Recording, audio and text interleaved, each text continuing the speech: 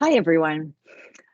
My name is Connie Goodwin, and I'm going to be one of your facilitators next week at the DCWG meeting in Stockholm. And I'm really looking forward to meeting all of you and seeing you there next week. In this video, I am joined by Luke Tredwitz with the British Red Cross, Andrea Reisinger with the Austrian Red Cross, and Ninka Boxma with the IFRC.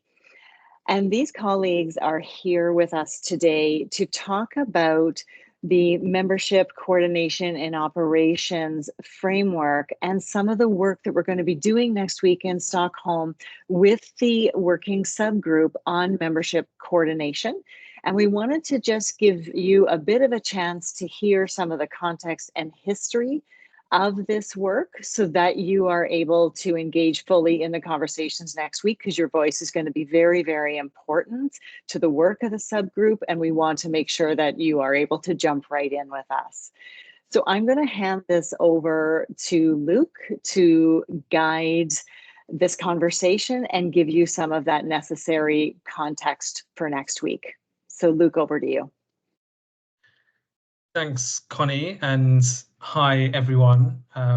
As Connie says, I work with the British Red Cross, and I'm very pleased to be part of the organising committee for the DCWG meeting in Stockholm in June. And I'm really pleased to have been part for the last 2 years of the membership coordination in emergencies guidance and approach process. And it's great to have time in our meeting next week to talk to all of you about this new approach, and also to have this opportunity to speak with my colleagues Ninka and Andrea about how we've got to this point in the process and what we've worked on in the last 2 years and what we want to be talking to you about next week. So yeah, I'm going to ask some questions to them both to answer some of the main questions you might have. So, Andrea, could you start by telling us a bit about where did this whole approach come from? When did we start talking about this? Yeah, thanks a lot, everyone, for having this conversation. So, the Disaster and Crisis Working Group usually meets once a year. And in June 2022, we met in Vienna, and some of us had come out of a very exhausting operation for Ukraine.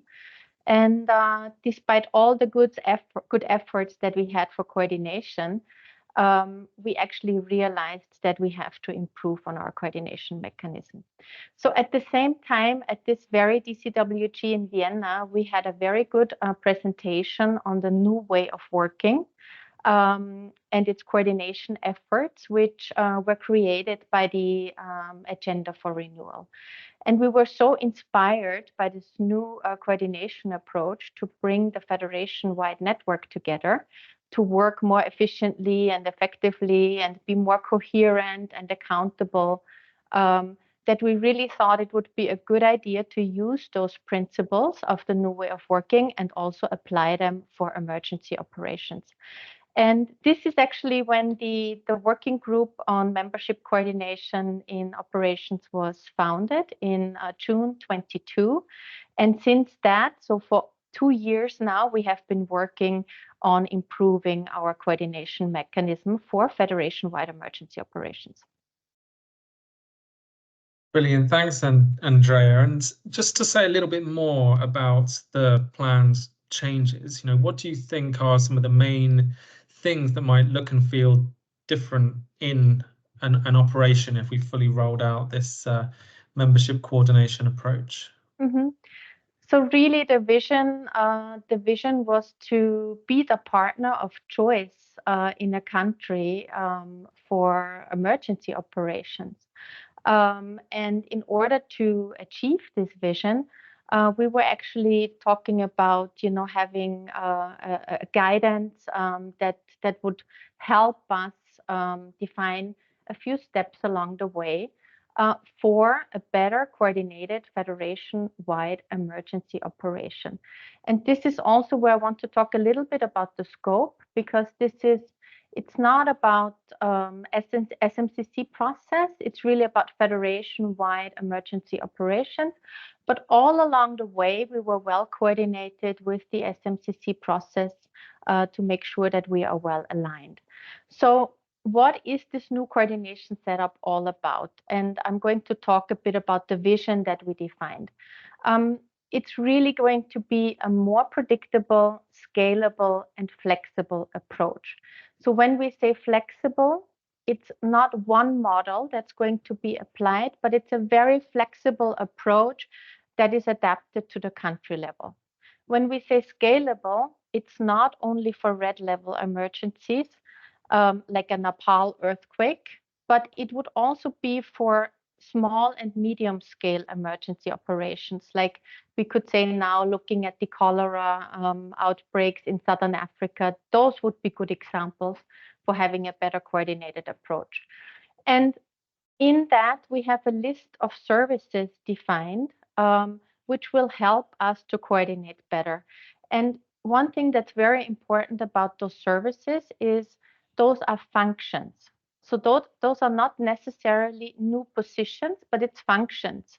So for example, for having a better coordinated emergency operation, you will probably need collective data management and IM personnel.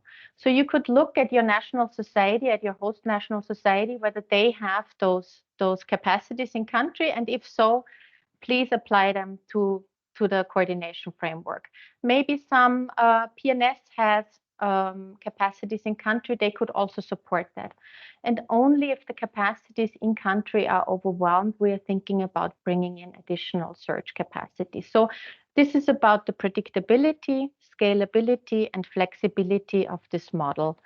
And we also foresee one common operation with one response plan that is supported by one common situational analysis, a common PMER framework, I already mentioned, common IM and data collection, but also a harmonized resource mobilization framework and risk management.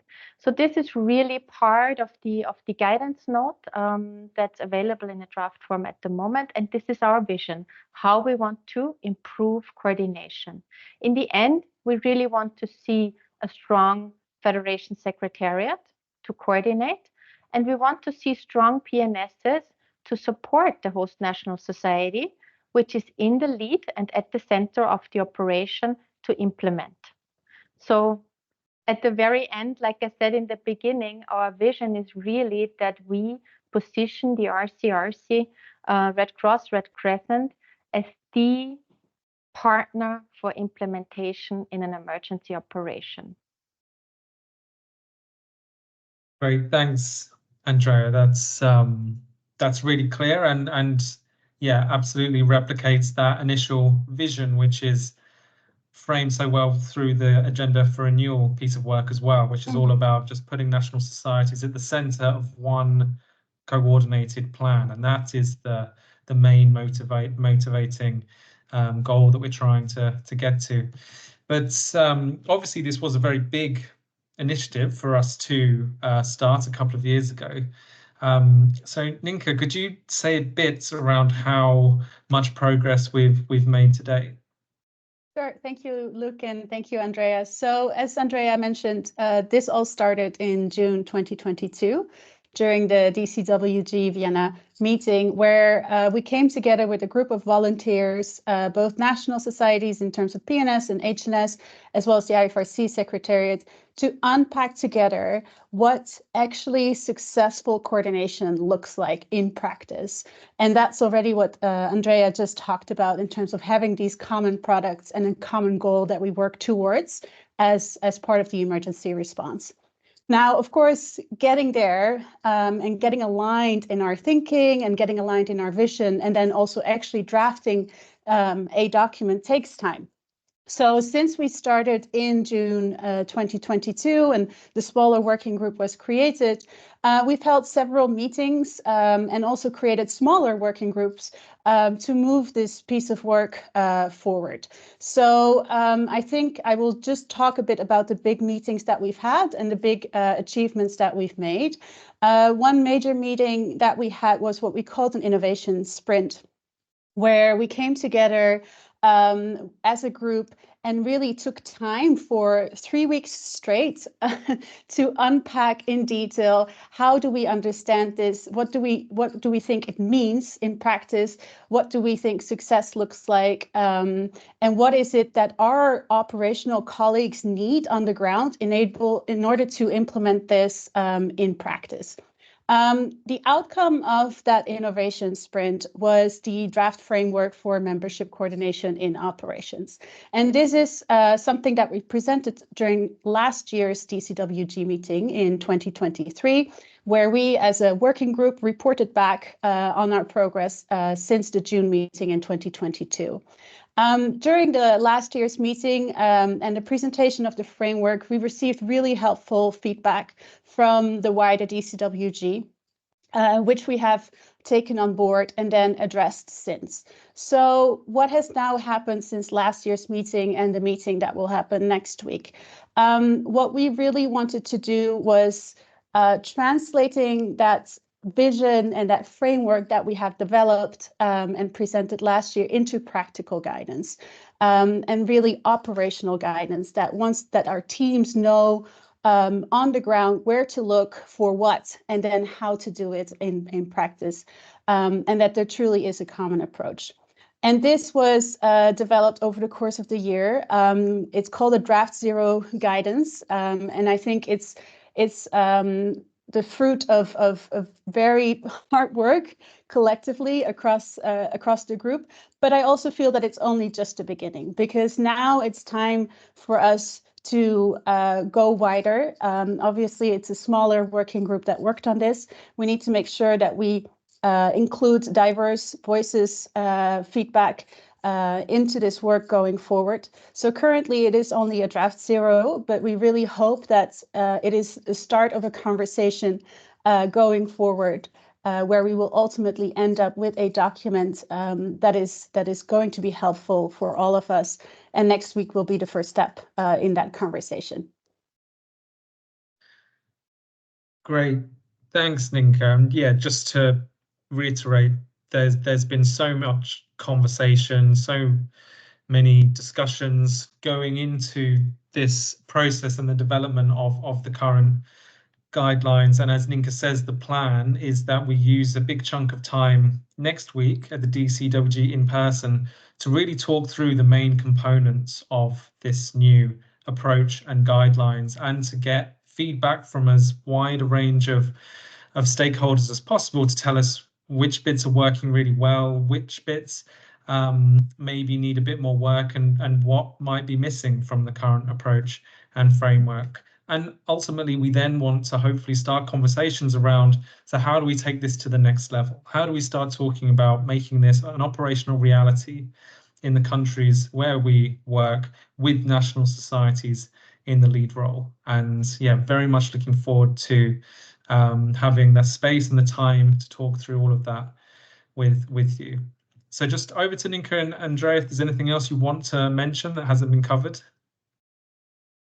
No, maybe just to add on your last point, look, I think it's now been a 2-year process. It's been very process oriented, and it is clear to the sentiment of all of us that it's time to start walking the talk. So I think one of the main achievements that we as a working group would like to get out of the meeting next week is really having a conversation around practical application and to start testing elements of this piece of work in practice to see if it really works, and if not, what needs to change, and drawing some lessons learned from those operations.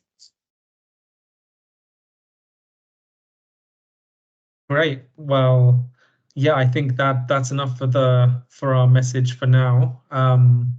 So yeah, again, thanks Connie, thanks Andrea, and thanks for watching, and we look forward to talking next week. Thank you. Thank you.